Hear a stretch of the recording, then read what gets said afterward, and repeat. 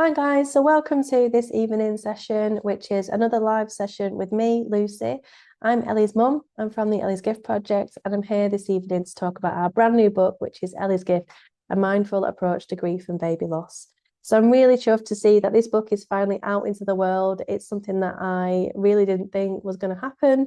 I was promising the release of this book for such a long time, and I was working on it in the background. But obviously, with everything that we do here at the Ellie's Gift Project, it's all voluntary, all in our own time, and often around our very busy lives as well.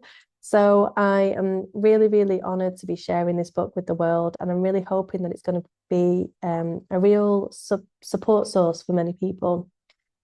So this evening session then is a live Q&A with me, and it's an opportunity to answer some of the questions that were sent in. So I've picked 5 questions that I feel encapsulate a lot of the different questions that were sent in.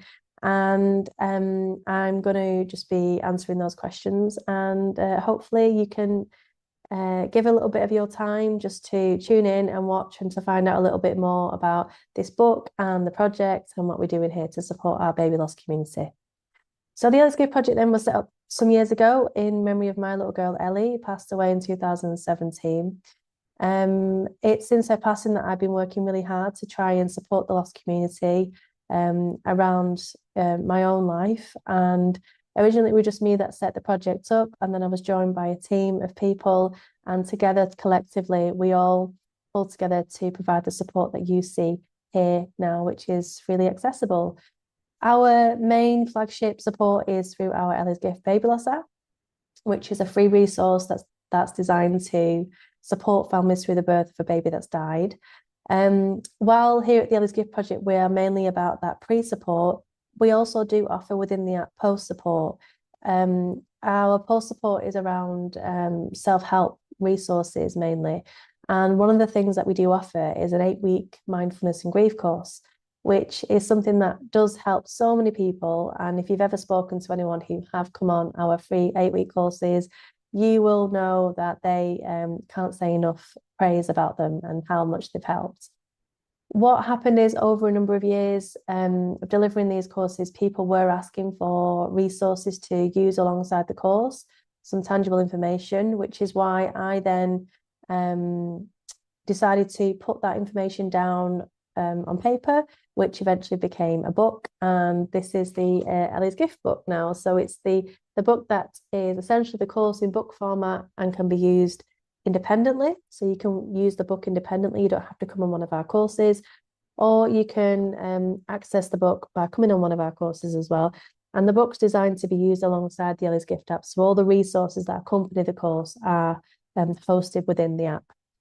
So the book is going to be given out for free to families who come on our courses, but we're also going to be selling it on Amazon to help raise money for the Ellie's Gift Project, to fund more support, to fund more of our courses.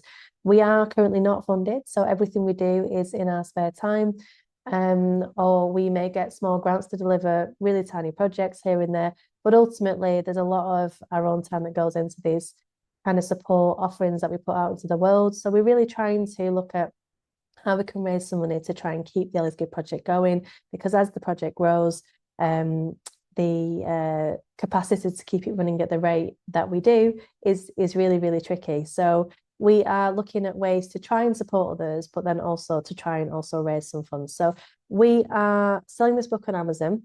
Every penny will go back into our project, and there are also families that are buying a batch of books to donate to their hospital trust in memory of their baby as well, so that the book can be given for free to families who attend the hospital on the unit.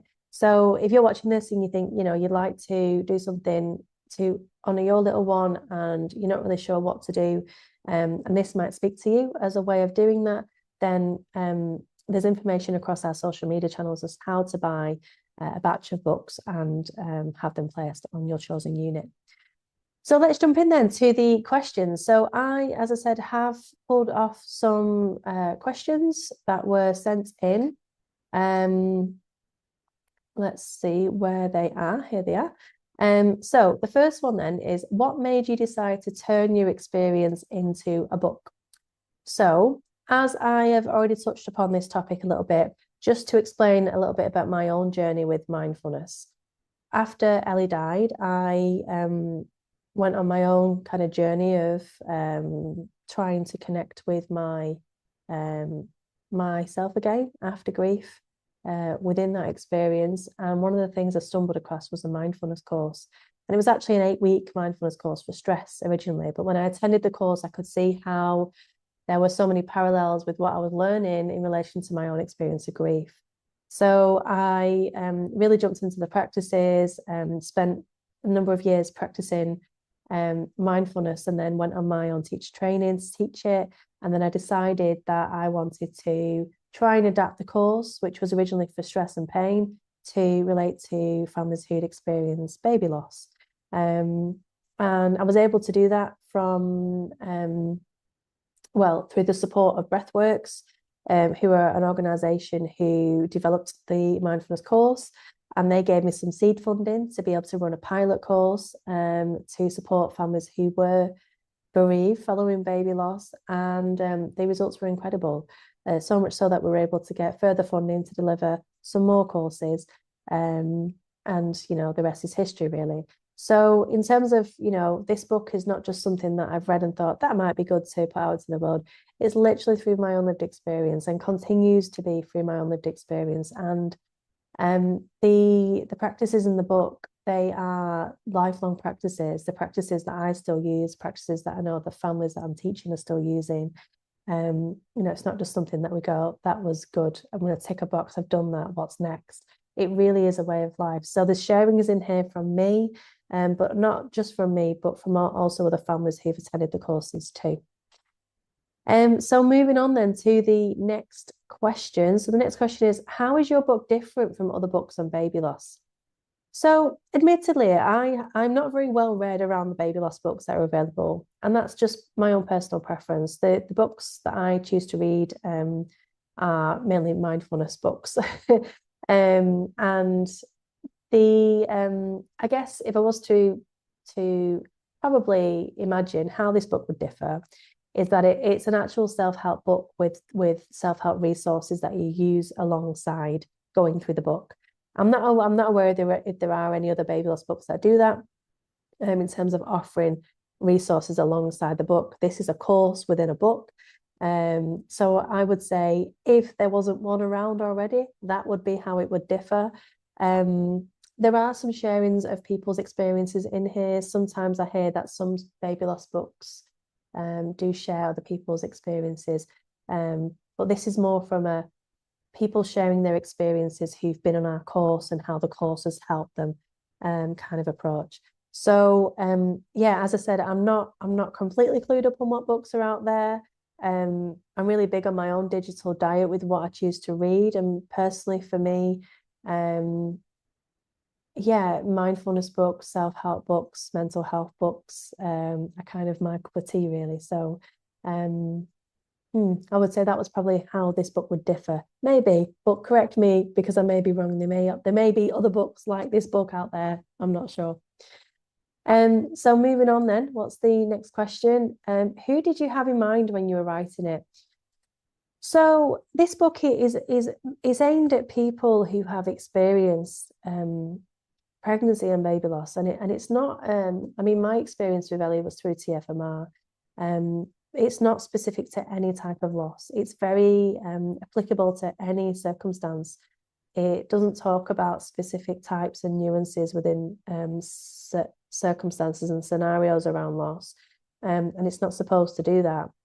The whole idea is that these practices are very kind of deep, but also adaptable as well. So this kind of book was aimed at anyone who'd experienced pregnancy and baby loss, and at any stage, who were really kind of, or I guess who felt ready to embark on it. Usually there is a caveat with our courses, and we normally say that people ideally should be at least 4 months post-loss before they come onto one of the courses. However, we can't control who picks this book up, but we do say within the book, that it's important that this book's used when you feel ready, and that there's certain kind of information we've got in there just to try and safeguard that as well. But I guess, with any kind of practices that we do, it's all about seeing how you feel and if you feel ready. And my kind of approach to everything is if it doesn't feel good, then just don't do it.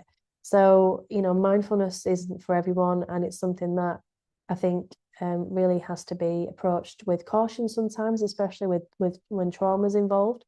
Um, but we do have information on that within the book anyway. So yeah, so it was aimed at anyone who has experienced loss, and people all around the world, really. People on our courses, but also people who are in hospitals, who may stumble across the book if somebody's donated a batch of books of that unit, or even oppositely, if someone's just searching Amazon for a baby loss book. Yeah, so that's that one. And finally, what do you hope readers will take away after finishing your book? So, I think for me, you know, whenever I teach the courses, I always say that this is essentially a toolbox of support. And there will be things in this book that you resonate with and some things that you don't resonate with, and that's absolutely fine. I will say that I would hope that people reading the book would take at least one thing away from the book, even if it's just the knowledge that somebody wrote this book with them in mind. Sometimes knowing that there are people in the world who do genuinely care or who do genuinely see you is therapy in itself. That's comforting in itself. So I guess my hope would be that somebody would take something away from the book, and it wouldn't just be a kind of oh, that was a waste of time. I don't want to recommend that on. Um, but I do, I am feeling hopeful that there will be some things in the book. But also, just to kind of flip it around, the families that have been involved in writing this book as well have found great comfort in knowing that their baby's name is in print. They found great comfort in knowing that their experiences have been put on paper and that that experience would go on to help other people. So I think that's really important to recognize as well, that this isn't just about Ellie, and it's not even just about you watching this. It's about so many people collectively involved. I mean, the illustrations in this book were actually done by a university student called Daisy, who generously gave her time to draw the illustrations in this book.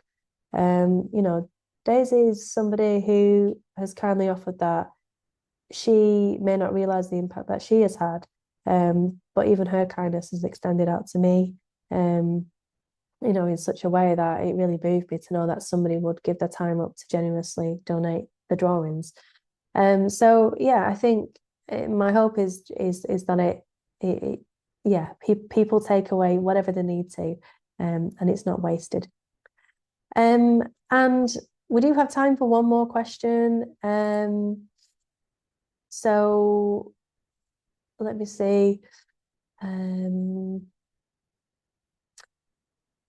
Yeah, I guess this one, what part of the book was the hardest to write? Yeah,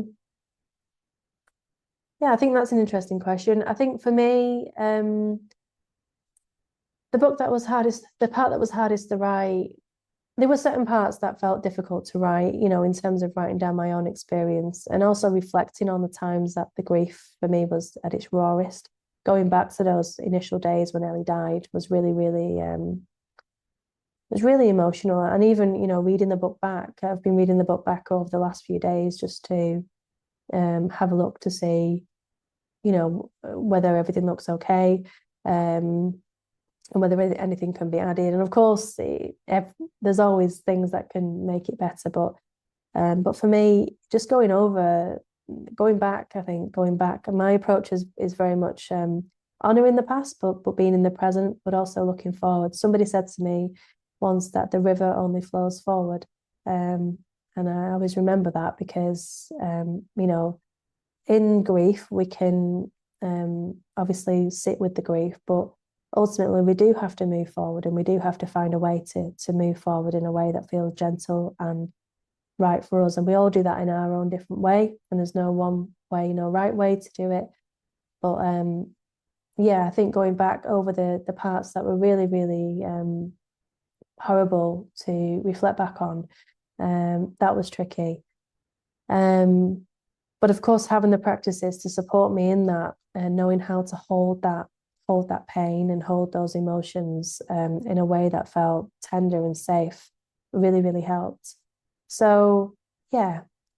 Um, so that's it from me. If you do have any other questions and I've not answered anything, then please do send us an email here at the Ellie's Gift Project. If you want to buy the book, you can buy it off Amazon. There's further information of how to buy a batch of books for your hospital unit. And yeah, please show your support. Please spread the word that the Ellie's Gift book is now out. And thank you so much for your support. Thank you for watching. And whoever you are, wherever you are in the world, take care. Bye.